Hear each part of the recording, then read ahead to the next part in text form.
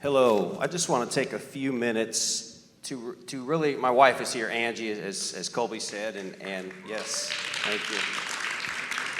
And I just want to take a few minutes to tell why we invest, not only financially, but with our time and FCA, what it means to us. So we have a saying at our home that we say every day we leave each other, hey, make somebody's day today, okay? Make somebody's day today. And we'll hashtag it when we text each other.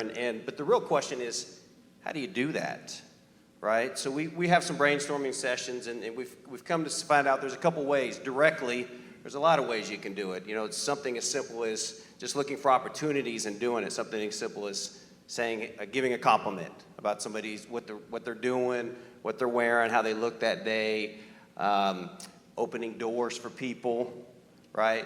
Just simple gestures like that. But being during sporting events, both my girls are athletes during sporting events, being encouraging, being a good teammate. But then we talk about, what about indirectly? How can we make somebody's day that we don't have direct contact with? And that's a tougher one, right? It's come out, we can have a blanket prayer, pray over schools, pray over groups. But it's tougher to do that. But that's where FCA comes in for us, because God uses FCA as that conduit, if you will, right? That vehicle to touch others where we can't touch them, all right? So that gives us, that's what FCA is for us, all right? So I want to close with a quick story about my wife. My wife is the head wrestling coach at Spring Hill High School, and she started that about 4 years ago, and we have on average about 15 girls a year on the team.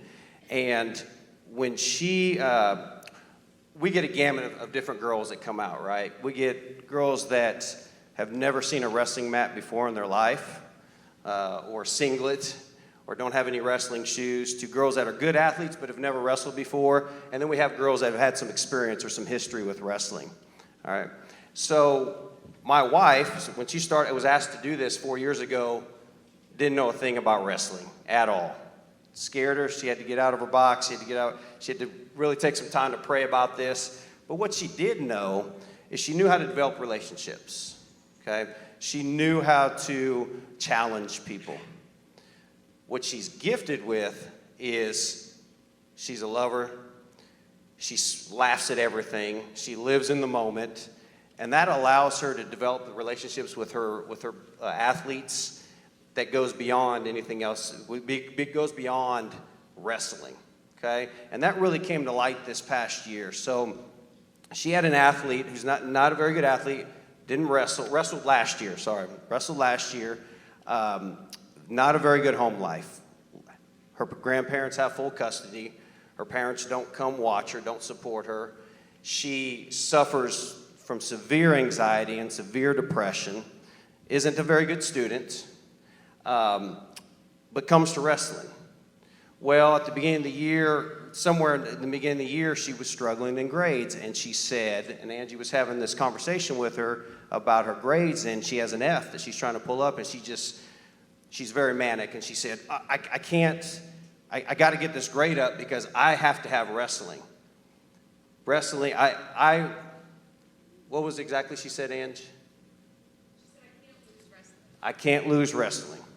And Angie dug a little bit because she lives in the moment. What do you mean by that? Why can't you lose wrestling? She goes, I went through such a rough time this summer, deep, dark moments, and the only thing that kept me going was working out for wrestling and being a part of wrestling.